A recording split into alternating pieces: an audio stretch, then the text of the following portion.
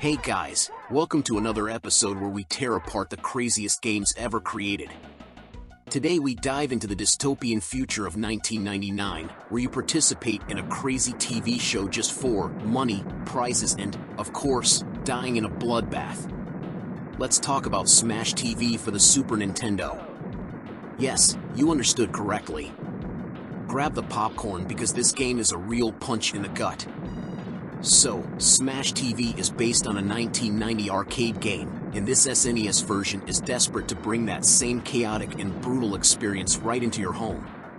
The premise is simple. You're trapped in a futuristic TV show, like Running Man, where you have to fight your way through hordes of enemies, earn ridiculous rewards like a new toaster or set of dishes, and try not to get torn to pieces in the process.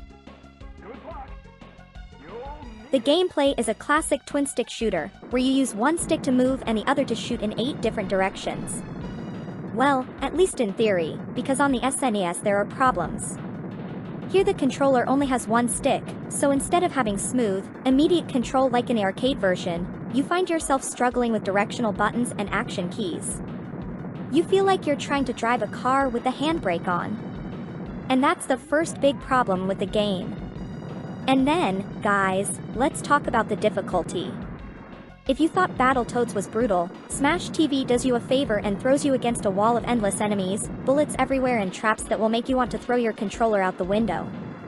Every room is literally filled with thousands of enemies, overwhelming you in waves, and this is where the game says, "Oh, you thought you had enough? Here are 50 more flying heads coming after you." Okay, power-ups are a fun thing. You get machine guns, grenade launchers, lasers, shields, all of that. And for a minute you feel really invincible. But then, poof, they're gone. Seriously, they last as long as ice cream in the sun. And then, you come back with your measly basic rifle, which is basically useless when there are 800 enemies on the screen. The graphics are meh, okay. The enemies are colorful and detailed, and the game manages to handle the huge amount of characters on screen quite well without slowing down too much. But that's the problem, good enough isn't enough. There always seems to be a slight slowness in the most frenetic scenes, and you can't afford that in a game that requires ultra-fast reflexes.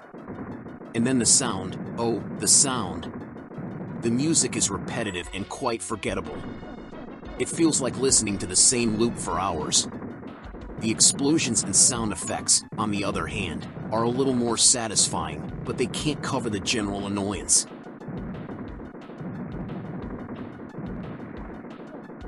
And now, the bosses, guys, the bosses in this game are like monsters born from a digital nightmare. Imagine fighting a huge robot head with arms that shoot laser beams at you from all directions. Funny, isn't it? No! They're super tough, with huge life bars, and you're just shooting around like an idiot hoping they die before you run out of lives. The cruelest thing about Smash TV? The lives and continues. It's a game that hates you. Period. You have very few lives, and the continues are limited. Yes, I know, it was a common practice in games of the time to make everything more challenging, but here it's really frustrating. Dying once means having to fight all over again, and with the difficulty constantly crushing you, it seems like an impossible task. Okay, let's give credit where credit is due. Regardless, the game has its merits. It's extremely satisfying when you make it through a room after taking down hundreds of enemies. The fast-paced action and total on-screen chaos can be a pure adrenaline rush, especially if you play with 2. Yes, that's right, co-op is perhaps the only humane way to play this game without going completely crazy. But the flaws are right there, reminding you that you're playing an SNES version and not the arcade. Awkward controls, brutal difficulty, graphics and sound that do the bare minimum, and a learning curve that feels more like a free fall into a black hole.